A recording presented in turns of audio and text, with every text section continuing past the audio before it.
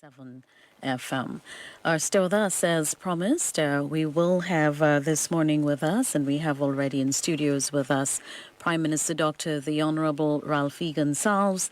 This address will be carried live on all radio stations in St. Vincent and the Grenadines. But first, we've also got Dr. Richard Robertson, who is here with us online. Dr. Robertson, good morning, and how are you today? Good morning. Good morning. I'm fine. Good. Okay. We welcome you. Prime Minister Gonsalves is here with us, and we welcome you this morning to our studios again. Let's speak about the latest developments in terms of the occurrences overnight.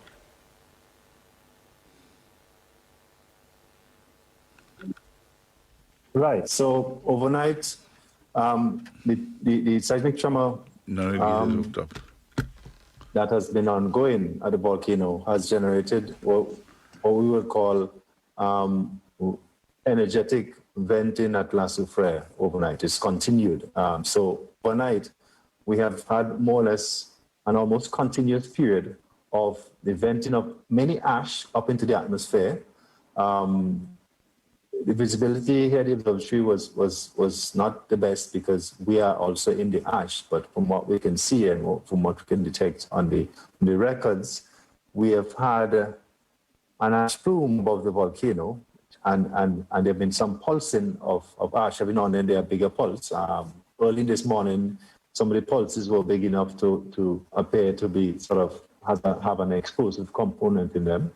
But essentially what that has resulted in is a lot of ash being produced. And one of the things that we had said is that if you have a lot of ash, and that has happened, in fact. So I believe most people throughout St. Vincent, we haven't had any reports of the Grenadines so far, but certainly St. Vincent have had some dumping, some deposition of ash.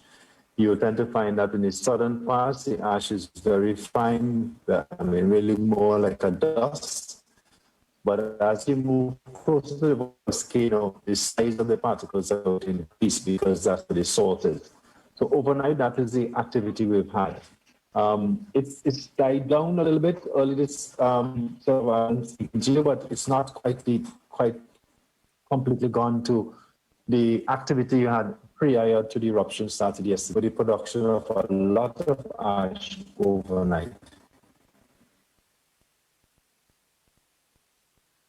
Dr. Robertson, are you there? Hello, Dr. Robertson? Yes, I am. Okay. What can we now expect today, now that we've had all this ash, and what can persons expect today in terms of what have you seen that's likely to happen today? Well, as I said, in a sort of overall, in terms of the overall pattern of activity, we had the beginning, and if you look at how the signals overall look, we went over our hump, and we sort of getting more in a downward direction, but in between that, you're having some pulsing still. So today, we would expect perhaps the continuation of the ashen period that you have. It may eventually have some sort of break, but you might continue to have periods of extensive periods of ash fall, and therefore people, St. Vincent and the Grenadines, have to sort of put in place measures to minimize the impact of this ash, which I think I spoke about partly yesterday. But that is to try to either get rid of the ash. Well, first of all, try to stop it from getting into the spaces that you occupy. So you have to start getting accustomed to putting blockages on closing your windows and closing your doors prior to ashfall if you see an ash plume coming towards you, and stop trying to stop it from going in. Of course, that's already a done deal now. So it's really now today trying to clearing it off of the spaces that you occupy, getting rid of the ash, sweeping it off of places. Make sure you put on a dust mask if you're going to do that, because there's a lot of churning up of the ash, and you don't want to inhale too much of the ash. It's very fine, and it's not good for you, especially if you have problems with your lungs and your respiratory system. So you want to use the time to clear up places. You probably because if the ashes continue to fall, you probably don't want to use too much water because you don't want to make the ash too much wet because it makes it difficult to deal with. So use brooms to sweep it off, especially now.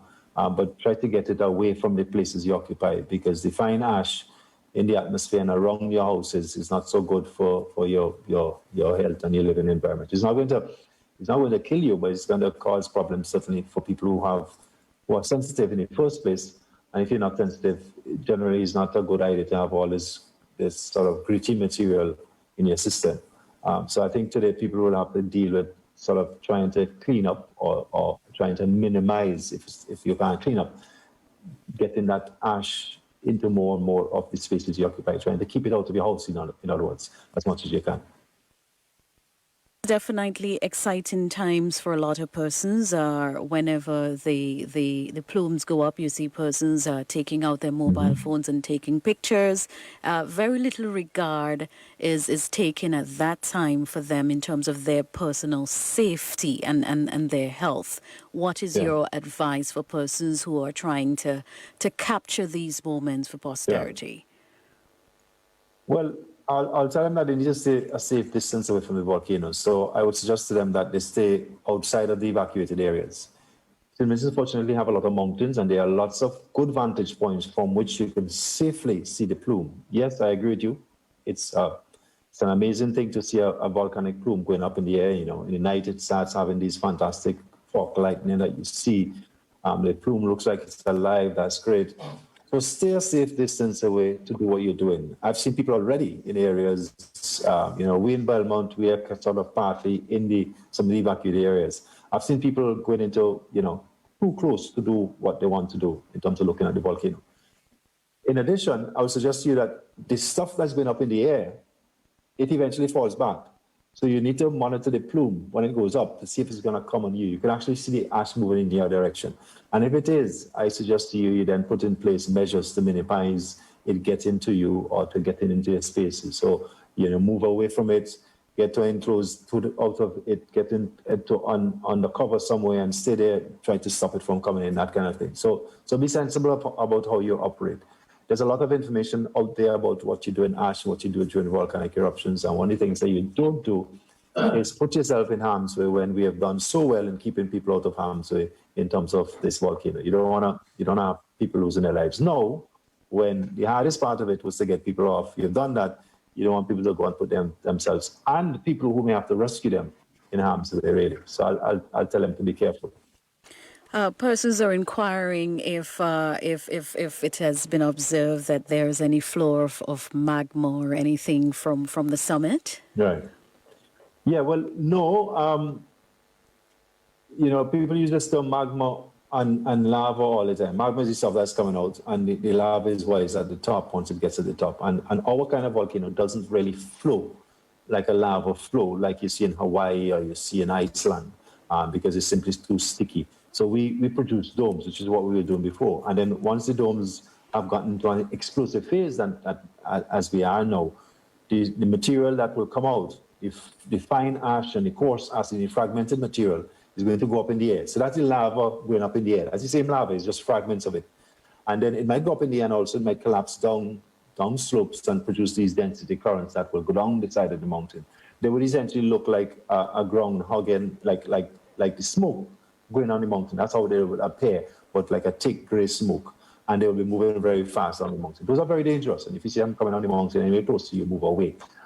You wouldn't really have a lava flow. That is our equivalent in the context of our volcano to lava flowing down the mountain. It's not a lava flow, it's a pyroclastic density current, and it's a rapidly moving mass of material that flows down the river valleys. Other than that, it's stuff going up in the air as ash plumes.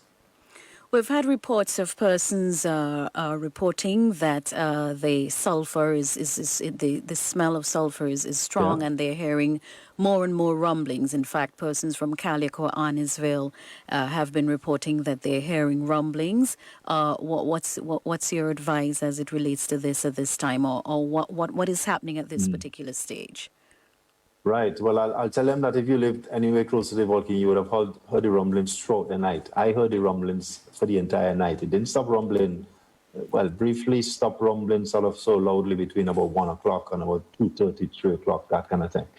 But the rumbling is because what happened probably initially at this volcano when it had the first explosion, is that it blasted a hole basically through the dome that was there. You know, the vent area where the material is coming out all the time. From satellite imagery, you now have a hole in the ground. And that hole is now allowing fresh magma from beneath the surface to come onto and to go up into the atmosphere quite rapidly, quite freely. And what is happening, I think some of the sound that people are hearing is that process going on. Is a process like if you think of a very powerful hose with bits and pieces of rock in it, and then you're trying to force that through a pipe, it could make a sound. It's the sound of the rock breaking up, of the sound of the conduit itself vibrating. There's acoustics, that's what they're hearing. And that has been going on more or less nonstop since yesterday evening, about 6 o'clock. And that's the sound that they hear. Every now and then, a bigger piece of the rock would break and you'll have something sound like an explosion. You'll have a sort of crack. You might have a little explosion. And that sometimes is when you have one of those explosive pulses that happen. But otherwise, the rumbling sound, which went on throughout the night, I suspect if you were in Chateau Bel Air, Rosebank, Tomoka, Rosal, places that you shouldn't be in, but also on the other side, if you were anywhere close to the volcano, Georgetown, you would hear that rumbling. The rumbling, perhaps if it's loud enough, could be heard further south, but really the rumbling is just the volcano erupting, essentially, and making a sound as it does that. Barbadians who are viewing are reporting that it's dark. They have not yet had the ash, but it's dark. St. Lucians are reporting that they got up and they saw some ash. But as we look at the cleanup, persons are beginning to think of cleaning up. How do they discard the ash at this particular time? It's a big problem. I'm not an expert in sort of ash disposal and things like that, but I would think that it's like clean up the ash. The ash is a bit like the rubble. If you are building a house and the stuff that comes out of it, discarding it is the same issue that you have. You know, you have to put it. I guess I wouldn't recommend putting it too much in the drainage systems because it might block them because it's rubble. If you collect it next to the road, when it gets dry, it's going to be remobilized. So it's a challenge. So I think you'll have to try to put it in places where, if you can, you could collect it in places where it could be discarded and washed away, either in the river system or in the water system somewhere. If it's not very much ash, like off your roofs, it should be possible to use the normal water drainage systems to operate. But otherwise, you might have to collect it somewhere and then dispose of it in some waterway or something later on. But it's going to be an ongoing problem. I can't say to be an expert in that regard, but there's a lot of information out there from agencies like the International Ash Volcanic Hazard Health Network, and the USGS and various other agencies that tell you how to deal with ash. The main thing is to get it away from the spaces that you occupy, to stop it from being around to be remobilized, because when it gets dry and the vehicles pass through it, it kicks it up and it sticks around. And to dispose of it in a way that it would minimize the blockage that might occur in your drainage system. I suspect that I would be surprised if a lot of the ash lines, the southern part of St. Vincent, is probably very fine, dusty kind of material. So that might be easier to dispose than instead the ash that is further north, which is more gritty and sandy kind of material. I mean, a lot of it is actually ash that eventually we use for construction purposes. The same sand that's on the beach and all of that. This is where all that material come from volcanoes in the past erupted. So it's just that they haven't gotten to that stage. And that's essentially to be used for the same kind of purposes. Construction and things like that. It can be used eventually once it's been stockpiled somewhere. So maybe an entrepreneur could get into the business of cleaning up the ash and stockpiling it somewhere that they could then use for aggregate at some point in time if we had that much. But that kind of thing, you want to minimize it getting into our equipment, our drainage systems, and causing damage because, again, it's very abrasive, very corrosive, It could damage machinery and damage, working parts in your vehicles and stuff like that. You want to wash it out and get rid of it. And you want to find out more about ways of doing that. I am very limited in my knowledge about that. I know about the volcanological aspect, not so much about the human and the mechanical aspects. But I know the information is out there, and I know people know how to use the internet, and how to teach themselves what to do. Now is the time for intentions to learn about ash, learn how to deal with ash, or learn how to use ash, because it seems the volcano is giving us a lot. So I'm sure Prime Minister Gonsalves, when he speaks this morning, will share what plans exist nationally to deal with that. I'm not sure if you want to speak now or when you speak later. Well, Richie is still on Yes, and he listening. is Prime Minister. I spoke to Richie very early this morning. Sometimes I feel very badly that I am calling Richie before 6 o'clock in the morning, knowing that he has been sleeping fitfully.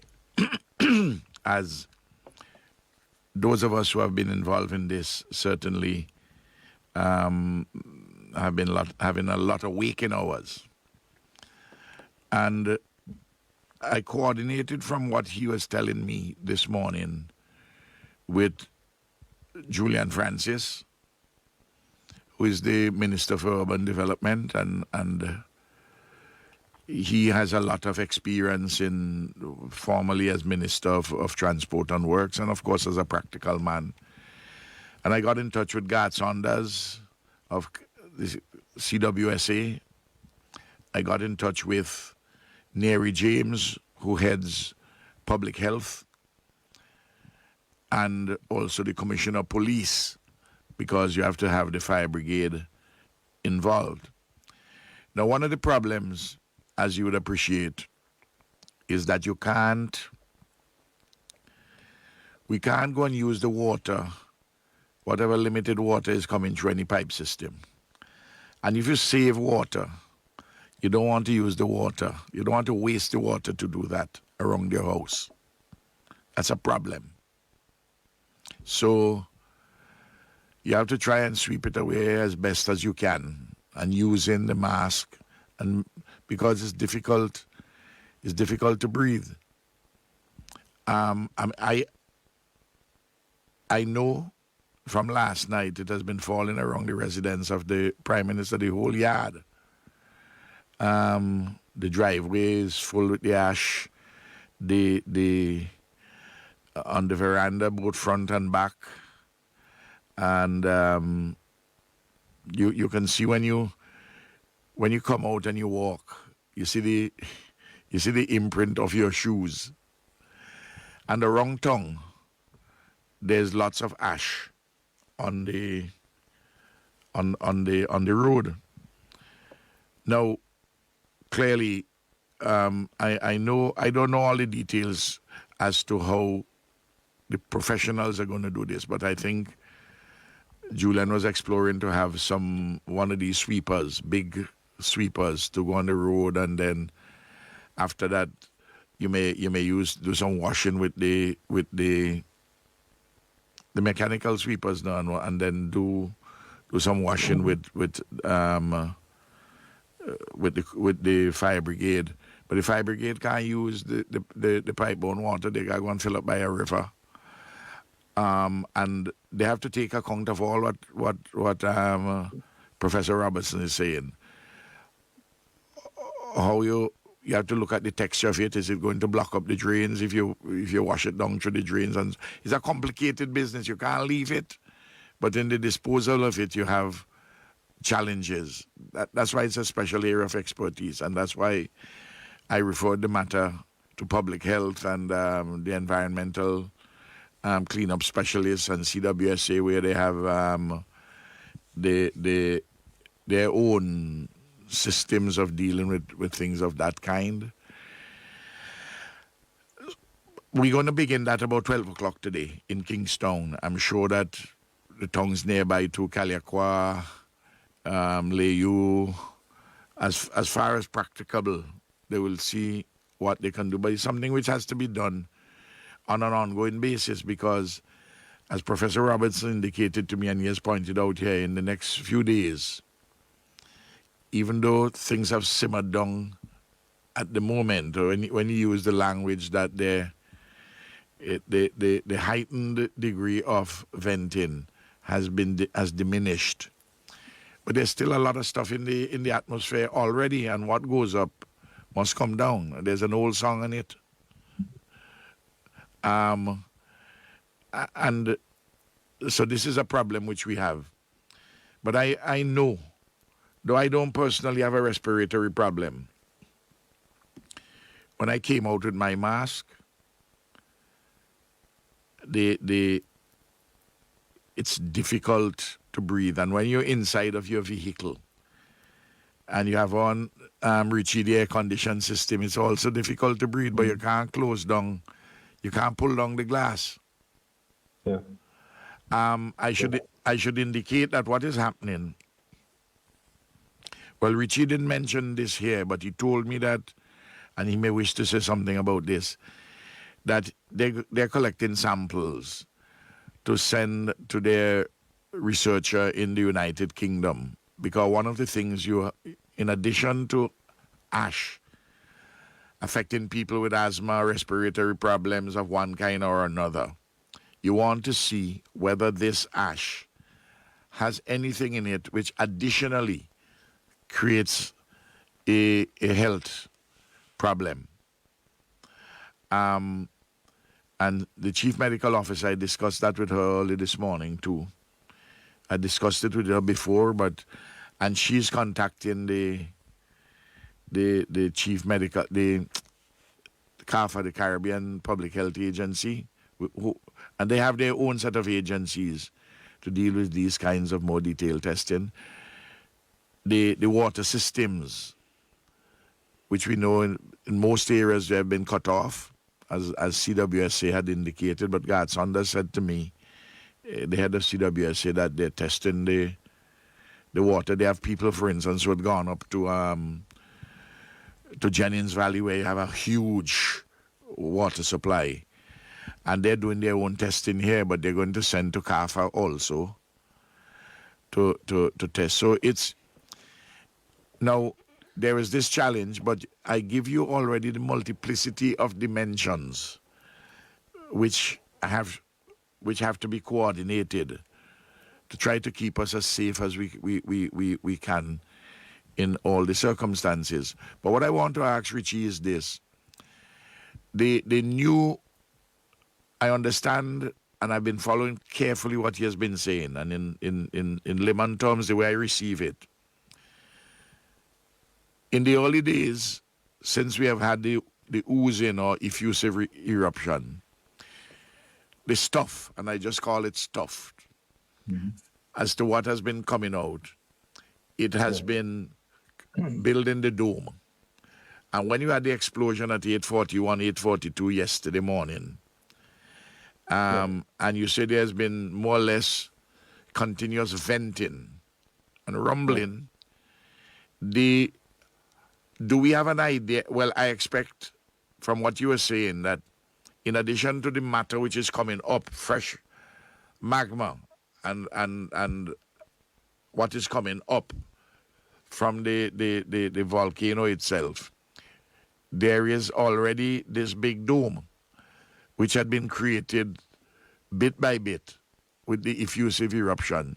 How much of that dome still subsists? And do we, and that you may be able to give us some indication as to what is the length of time you think that I know every time I put you on the spot like that, you have to put your caveats and all the rest of it. But people, you said the thing is simmering down now, but we don't know whether it may heat up again. What is your forecast, and what is happening with this current the new dome which had been created since the effusive eruption, and whether anything has happened to the old dome in terms of material? Yeah. So, right. Yes. Okay. So a couple of things. So from what we in terms of what has happened so far, both in terms of the dome, basically in terms of the configuration of what's happening in the crater today, we had a dome before in 79 and we had a new dome that came up. How has this eruption that is explosively started and has resulted in jetting of ash changed things up there? Unfortunately, it's been overcast and we haven't been able to see in, but we collaborate with people outside who have access to satellite. And we have recently, overnight, gotten access to one satellite so far, imagery, which suggests, first of all, that there is now a hole up there. There's an opening. When people think of volcanoes, they think of a vent, an opening from which material comes. There is now an opening, not that encompassing the whole crater, but where the material is coming out, where the dome is coming out, where it originally came out. It now has nothing there. It has an opening, and that is where the material is now coming out and has been up in the air. Is there any water? Sorry, Richie. Is there any water in that in that opening? Yeah, no. I think the water is gone now, Okay, Prime Minister. okay. Any water that was in the crater has been burnt off. All that activity had is all right, gone. good. And from what we see in fact, from what we see in the deposit that we looked at, we have actually looked at the ash. We don't have any evidence in the deposits that we have that there's any water there. You see certain things when there's a water explosive eruption, water is involved, and we don't see that. So the water is gone. And inside that hole is where all the activity is now happening, all that ash is coming out from. But the other thing is that it seems that a substantial amount of the 2021 dome has gone. It's been destroyed. It seems that all that black 915 lined bits of rock, all that 13 million cubic meters of material has mainly been destroyed in the activity that we've had so far.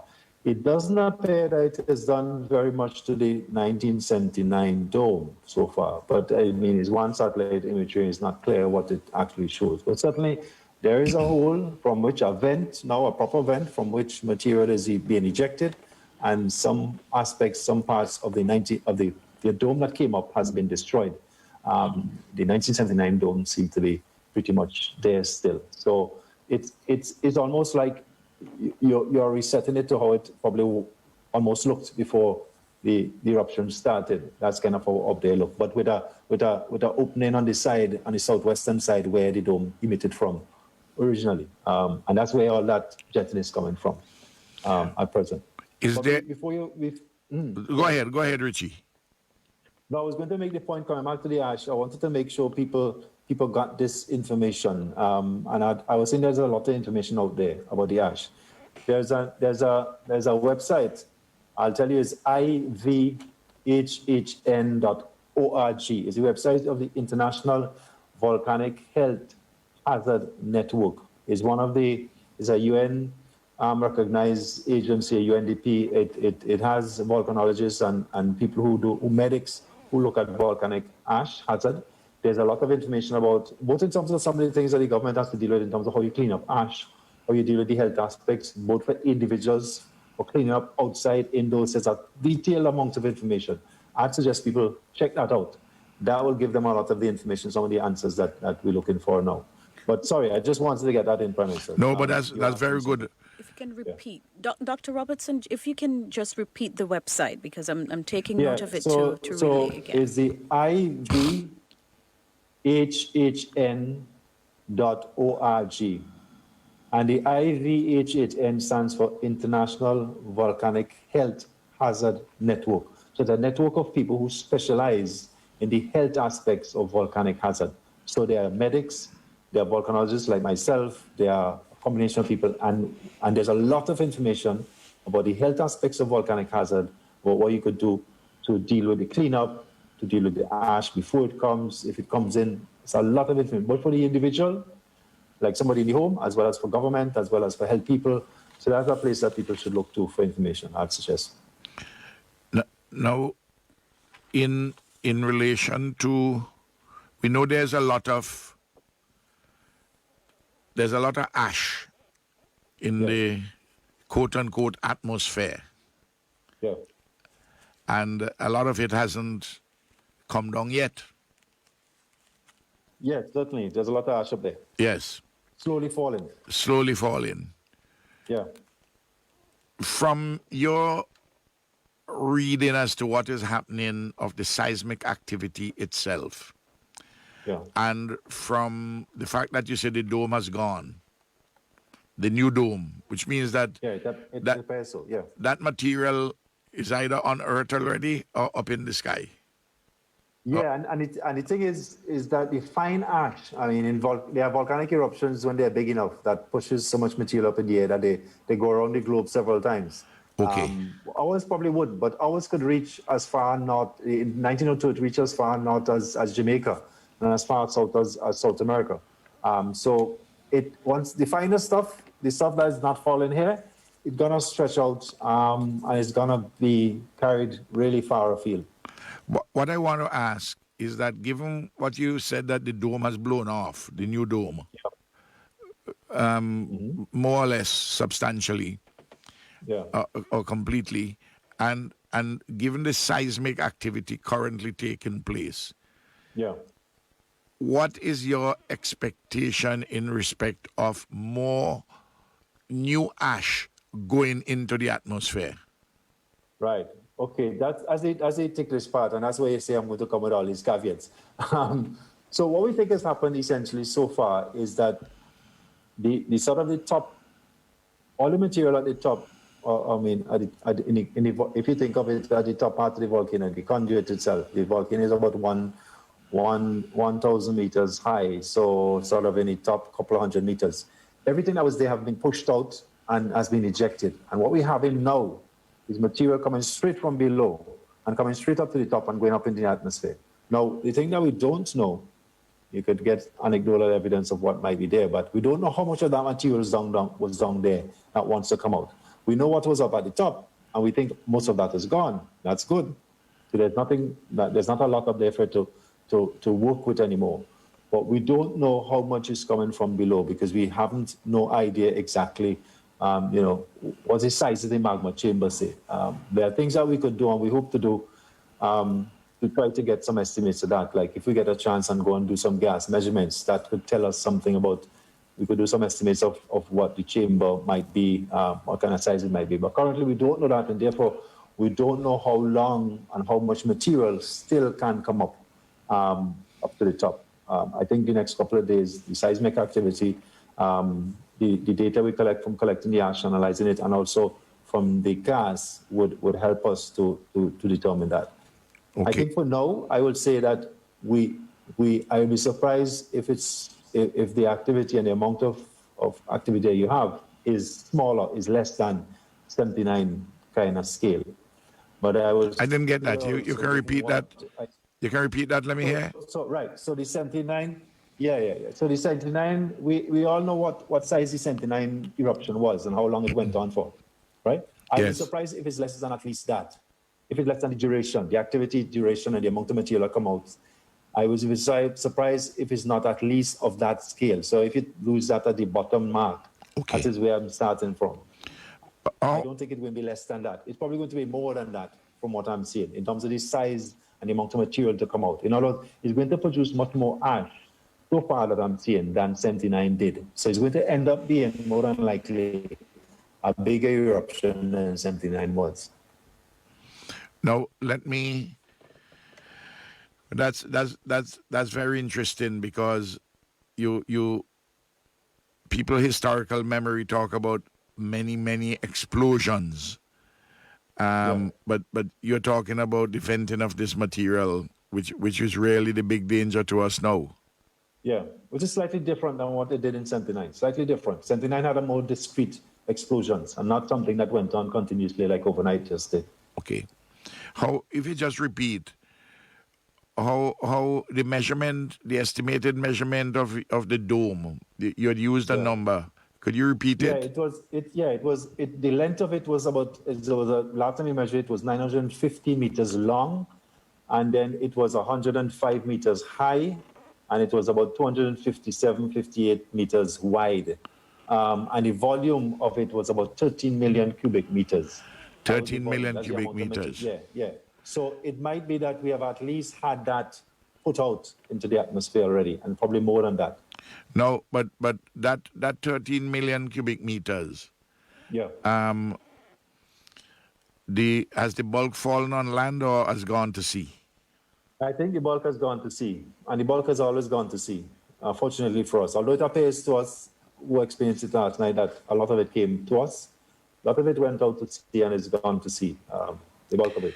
Does that have any environmental impact on anything in the sea, or is just not enough to Probably currently not enough. I suspect it will Okay. probably have impact more on atmospheric effects. Okay. And it'll be interesting to see how the meteorological circumstances in the region is affected by the fact that you have so much of this fine ash in the atmosphere in the next couple of days. Well, Richie, I don't know what we would have done without you and the Seismic Research Center and your team. I mean, it's remarkable work that you all are doing, and I really want to thank you and your team on behalf of the people of St. Vincent and the Grenadines. I mean, I know you're doing it as a labor of love too, because you're a Vincentian, and I know you love humanity, but this is remarkable stuff, and I'm hoping that what you have said here would be played over and over during the course of the day.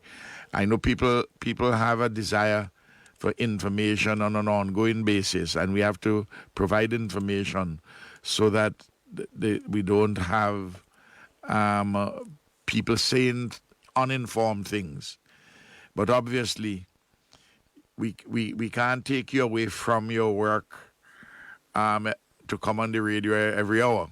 So we have to use you 2-3 times a day to give us the necessary and desirable update, because though the public may wish it every half hour, managing a volcano and advising is not a continuing university seminar. We have to be doing things. Yeah, of course. So I think the key thing would be, I hope that Vincentians would go on, if they didn't before, educate themselves about volcanoes and what they can do. Because clearly, it is something that if you live in St. Vincent and Grenadines, you'll have to deal with. I've had to deal with it twice in my lifetime. Yes. So you need to learn about how dealing with it if you're a young person as well as if you're an older person. You only dealt with it twice, so you were not around for 71? I was around, but yeah, I dealt with it 3 times. Three times, I was wondering. So that's different. It didn't really affect me in any way. Yes. So yes, I was there 3 times. Yes, you're right. Yeah, I know. I was just because I had it 3 times, but so I mean I'm much older than you, but you're not a spring chicken. I want to thank you very much, Richie, and the people of St. Vincent and Grenadines are very grateful to you. And you always do it with such good spirit, and we have to keep our patience and our calm, and we have to keep ourselves in good humor and good disposition and be disciplined and orderly at this moment of extreme challenge. Thanks. Thank you very much, Professor Robertson. Thank you so much for joining us. And as Prime Minister Gonsalves said, we will speak with Dr. Robertson later on this afternoon. Now, I will give some of the updates. Well, first of all, as I said, the environmental authorities in St. Vincent and the Grenadines, public health, and the allied agencies, which I just mentioned, CWSA and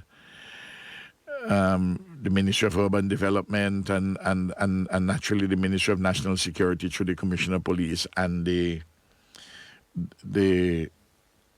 fire services are going to be at work. And they're doing all their preparation I know that they have also spoken to Professor Robertson. I know Julian himself has spoken to him. So they have some assessment as to what they're to do technically. As you know, there's little activity in Kingston at the moment, and I expect that what will happen, and what I'm advising very strongly, is for persons, unless you have, well, the essential services always have to be operational. And the places which sell food, the supermarkets, food and drink, supermarkets, and people with medical supplies like the pharmacies and the like. I expect those to be providing their services. A number of vendors had already come out, and they have to make the assessment really. I know they've brought their produce, and I'm advising that they leave the city as soon as they can practicably.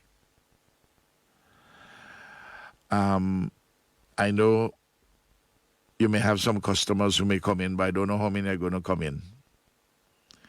But I don't believe that this morning is a time when people are going to be opening places to sell clothing and things like that. There's too much ash. I mean, I'm not.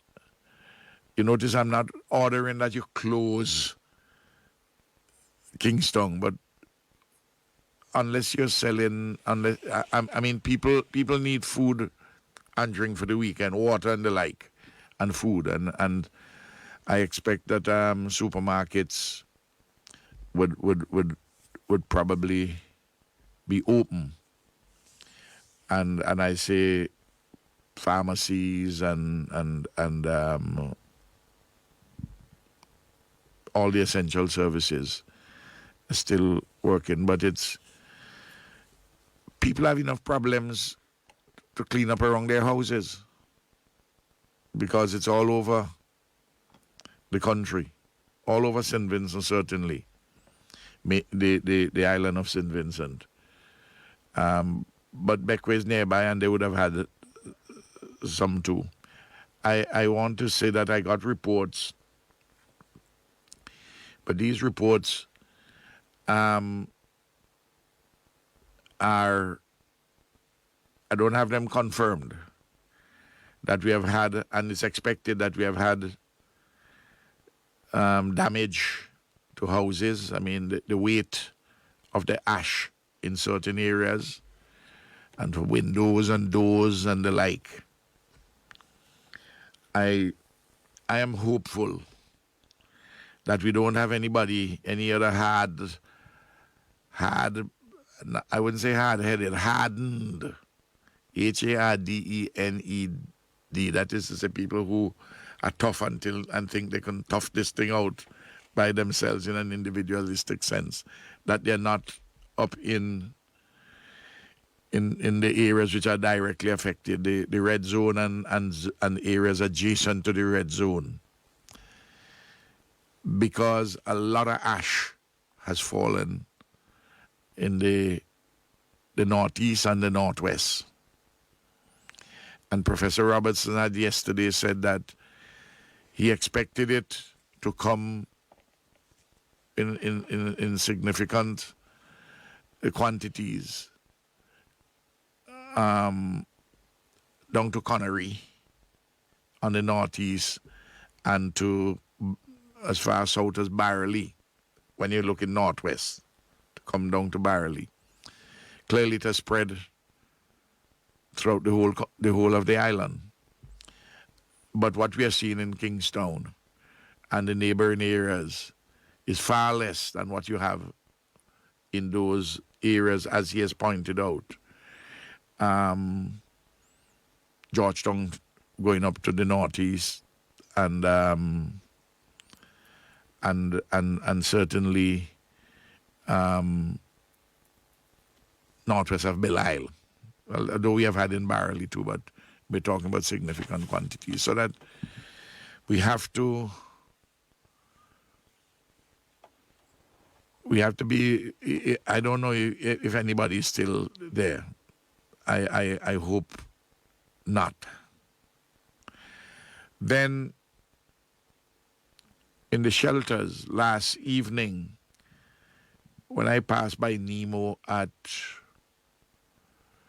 about 6:30, 7 o'clock, the number which they were working with, and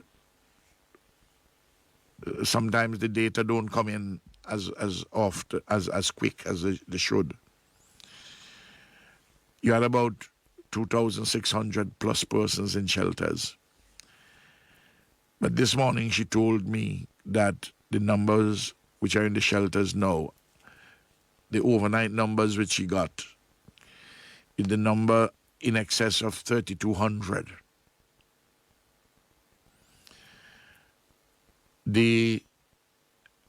I want to make a point in relation to this. You may have persons you may have 70 people in a shelter. At a time when an assessment is made as to the foodstuffs which you send, the commodities you send to the shelter. But in a half an hour's time, in an hour's time, you may have another 30 persons who turn up. So if they're catering for 70, but more persons are added, I'm just asking persons, just have a patience and a calm. They find out that there's additional numbers. They will then send additional supplies. But you may have sometimes the additional supplies delayed because they're doing it in a manner to accommodate what you have plus a few extras, but sometimes the numbers which may come additional. And I want all those who want to go into the shelters to go into the shelters. And we'll accommodate and we'll make the provision. But I'm just talking about the response from persons, that you have a little patience, a little calm, that we don't have any confusion. Let us be orderly and let us be disciplined. I want to say additionally, which I mentioned yesterday, we have booked about 800 rooms, guest houses and hotel rooms. And there are persons who may be in shelters, who maybe have of a particular age. There may be a family with children which they may feel better to be inside of a guest house. It may be that somebody has a disability, and we also have to give them very special attention with a home helper who will have to be there to them, or a family member for that. I know they have been tabulating those persons and identifying them for possible movement today. And this is a big exercise. To do it today, tomorrow, Monday, as the days go by. And of course the hotels and the guest houses have their own protocols, and those would be explained to those persons who make the choice. I mean, this morning, for instance, a family, if somebody contacted me, the family with someone, with an elderly lady whom I happen to know, who had a stroke, went into the shelter with a stroke. And the question of, they're being taken care of quite well at that shelter. But the question as to whether they could have an accommodation which is better. So those are some things which the people, those are some of the details which the people at NEMO and the chief medical officer and her team working on. And there's a particular permanent secretary who has been put in charge of, she has been in charge all the time, but she's working through many of these details with the various entities in NEMO for persons to be placed. You see, this is something with tourism, it's something with social development, it's health, it's security, it's all different dimensions. It's the question of the delivery of the supplies. And I have asked the head of NEMO not to penny pinch, I don't want I don't want persons who have come from their homes, the safety and the sanctuary of their homes, and to go into shelters, whether in schools or churches and the like. Itself is traumatic. And there are a lot of psychological problems which we're going to have, and the Ministry of Health is addressing that. Because we have a number of psychologists and counselors. It's a huge operation which is facing us. And there are all these details which have to be coordinated, and I just want to flag them and indicate that all these things are being thought of, and some things which I'm not talking about, but which are being thought of, because I'm giving the broad outlines. I know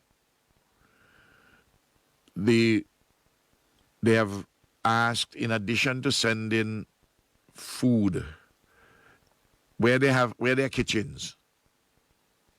For instance, in some of the primary schools, where you have very good school feeding programs, you have kitchens and you have stoves, refrigerators, and all the rest of it. People can cook. The secondary schools, you don't have that. So you have to take supplies. Well, all of them you have to take supplies to. But in addition,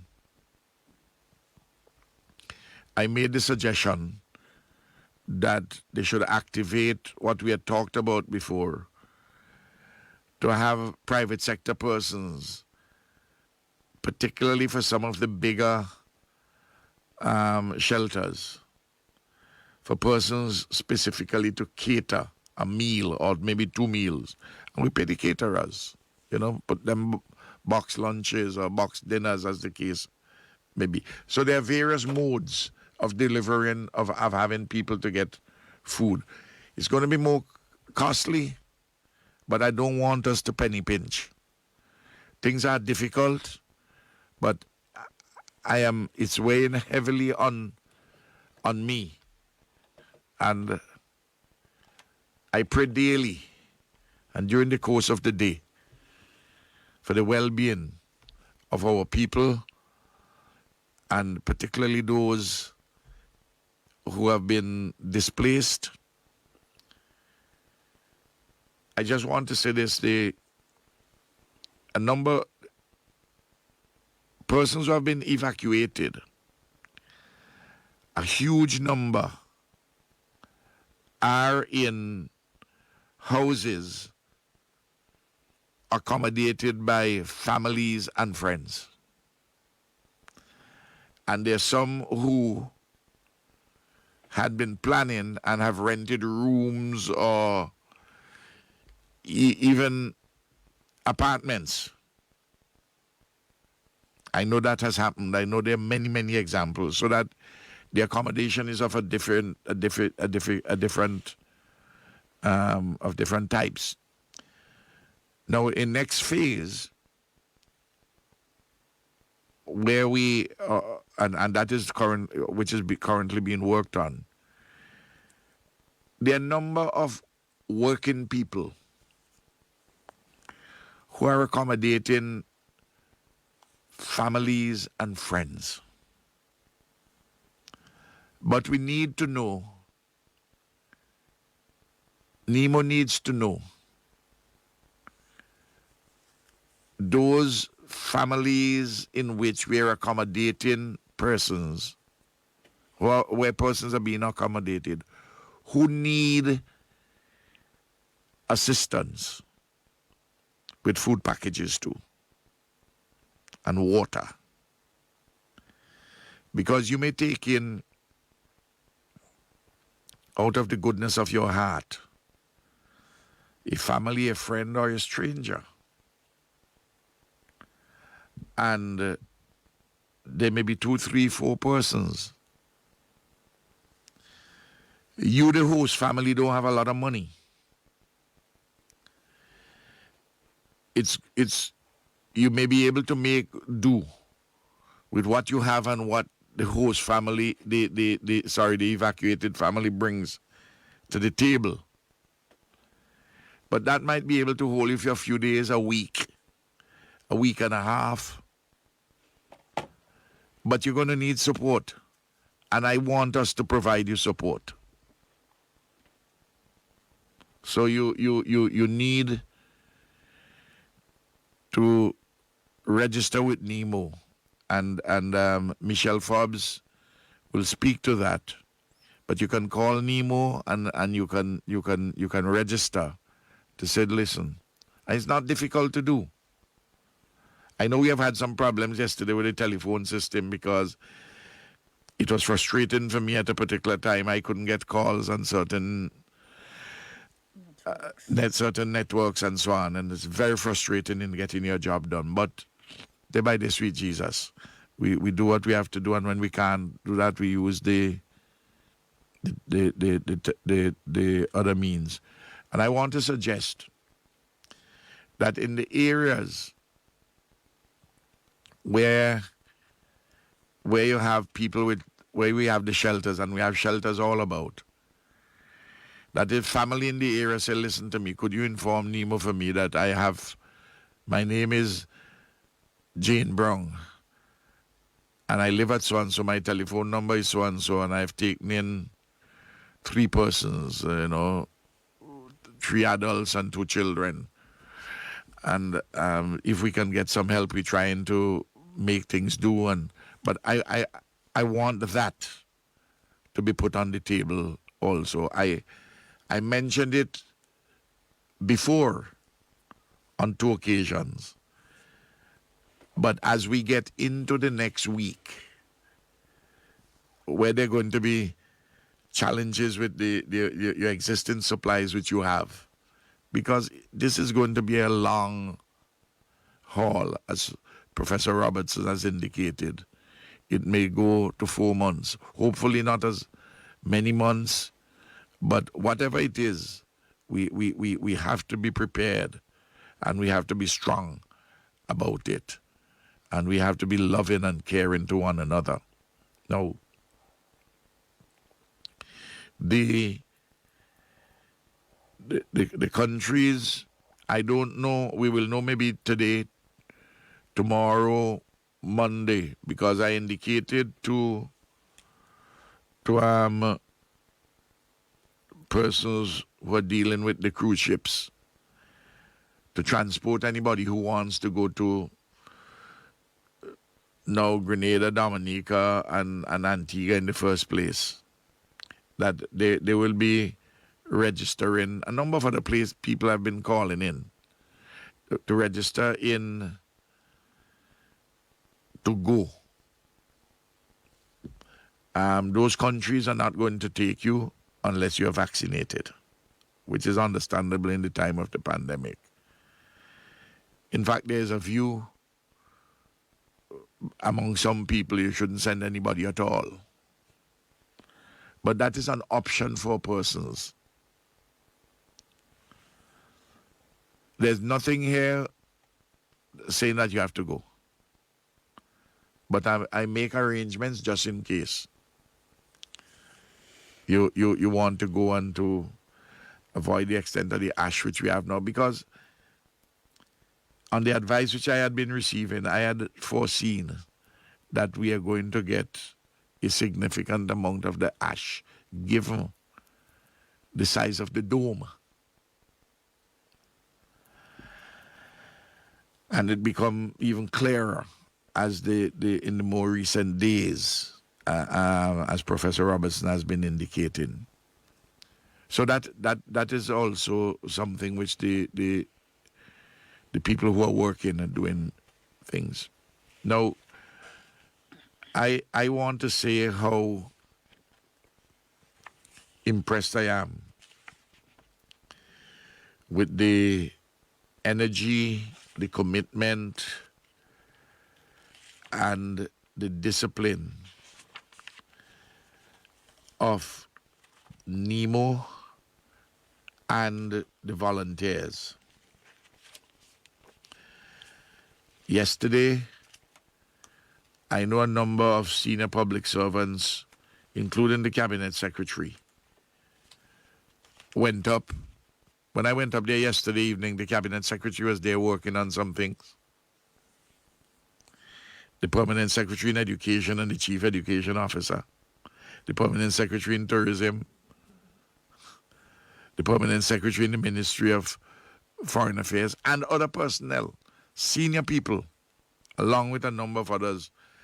And I went to the back and I saw the cadets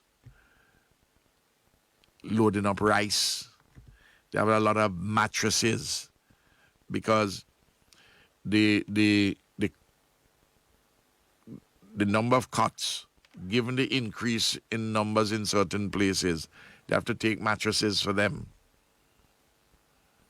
Because there were some cots, a number of cots additional had been ordered, but the supply chain and those difficulties created problems. So we had to use mattresses, and to see these young people the way they're working, I had to go among them and thank them for their work. That you're going to have hiccups, but always let us keep good humor, a patience and a calm, and order and discipline. And outside of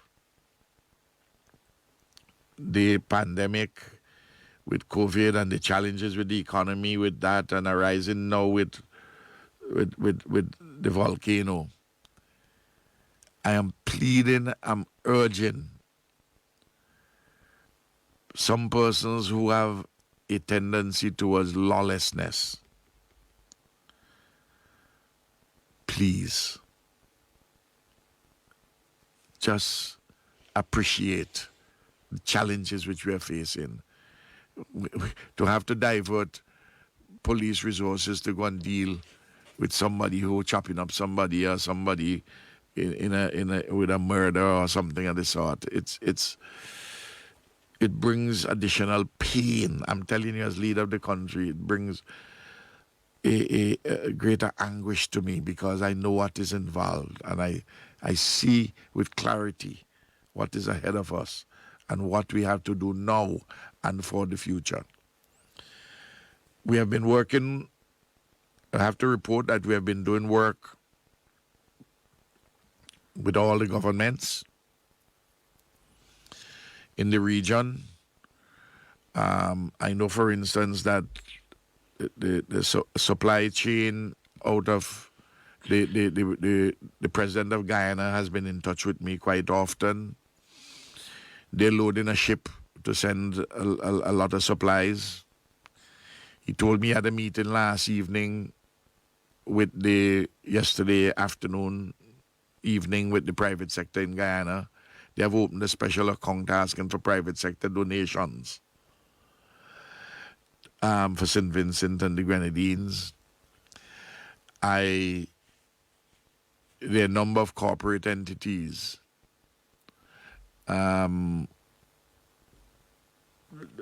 Camilo told me, for instance, that Digicel called in, volunteering a particular donation. A plane should have come yesterday from Venezuela with a lot of supplies, but because the airspace was closed because of the ash, because the airspace would be open to receive emergency supplies and the like. But if it's very heavy, if there's a lot of dust, it doesn't make any sense you risk that, so that a vessel is coming on Monday from Venezuela. I think the vessel is leaving today from Venezuela and would reach here on Monday with supplies. I've had discussions with the foreign minister from Cuba. I've had discussions with our American friends, the prime ministers across the region, We are in touch every day. During the course of the day, more than once. Yesterday morning at 7 o'clock, I had set up a telephone appointment, 7 o'clock our time in the morning, with the foreign minister of the Republic of China, Taiwan, because I'd set it up before because I wanted to talk to them about our solidarity with the Taiwanese people on the occasion of the accident where 50 persons died and nearly 200 are injured, some of them seriously. I'd sent messages already and I'd written a letter to the president of Taiwan, but I wanted to talk to them personally because this is a big matter. And of course, in the interim, the volcano erupted and explosively, and they're very concerned about that, and they've pledged support very much for the reconstruction, the rehabilitation which would come afterwards. We've been in touch with the World Bank, various different agencies. I don't want to give you all the details, but we are not only preparing for now and doing things for now, but we have to do for the future. And I want you to listen to the authorities, work with them, the Health Services Subcommittee of NEMO, with issues concerning testing and vaccinations. In relation to all the health protocols, physical distancing, mask wearing, the hand sanitizing, I want you to see what are the options which are available for you in addition to being in the shelter, to be in particular categories for guest houses and or hotels, or even to go temporarily in any of the neighboring countries. I want to reiterate something which I said yesterday, which moved me to tears, just involuntarily, just welled up. This amazing outpouring in our country of love and caring and solidarity and good neighborliness. Some persons who have able to take people in homes, some contributions which are given in for food and water, people who have made pledges, people who are helping with one thing or another to ease the pain and anguish.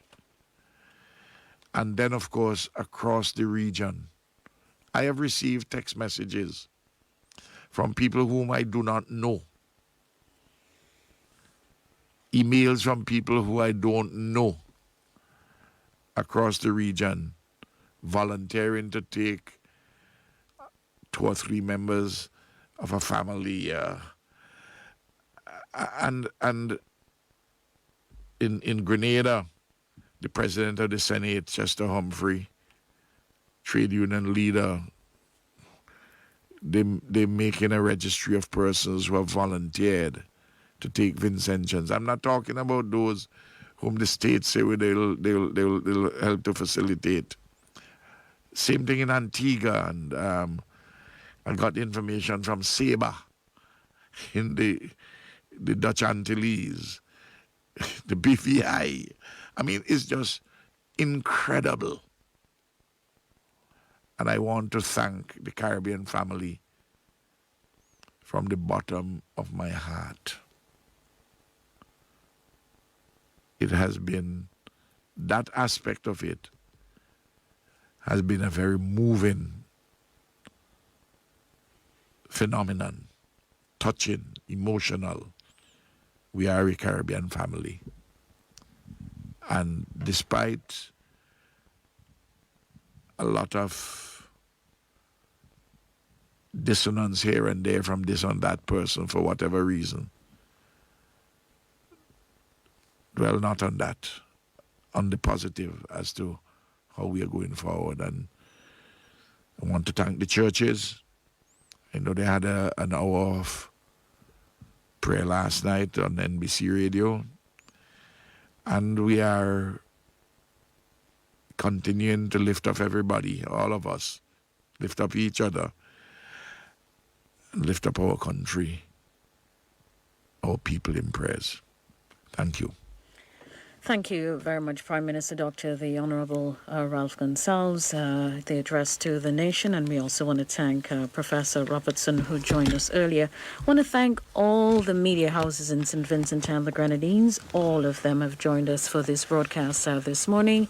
And we will inform you when we will have another national broadcast. So Nice Radio, WeFM, VC3, API, SVG TV, IKTV, Star FM, Hot 97, Praise FM, Extreme Radio, and Boom. Thank you very much. Here's wishing everyone a good day.